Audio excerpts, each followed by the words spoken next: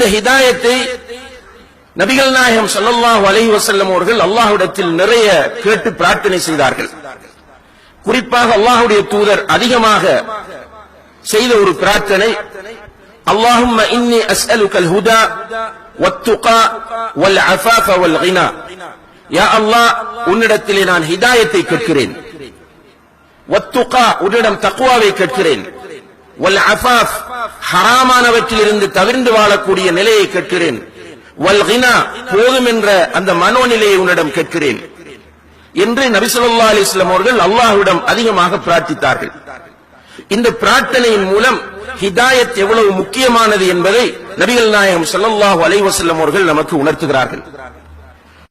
ரசூல் ஸல்லல்லாஹு அலைஹி வஸல்லம் அவர்கள் அல்லாஹ்விடமிருந்து நேரடியாக வஹ்யை பெற்று இந்த மக்களுக்கு சொல்லிக் கொண்டிருந்த அல்லாஹ்வுக்கு மிக விருப்பமான ஒரு தோழர், இறுதி தூதர்.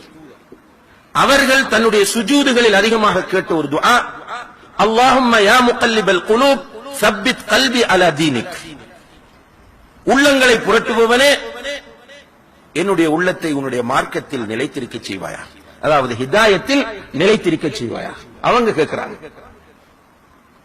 சய்யிதுல் அன்பியா, நபிமார்களுக்கெல்லாம் தலைவராக வந்த ரசூல் ஸல்லல்லாஹு அலைஹி வஸல்லம் அவர்கள் தன்னுடைய சுஜூதில் மன்றாடுகிறார்கள், உள்ளங்களை புரட்டுபவனே, என்னுடைய உள்ளத்தை உன்னுடைய மார்க்கத்தில் நிலைத்திருக்க செய்வாயா.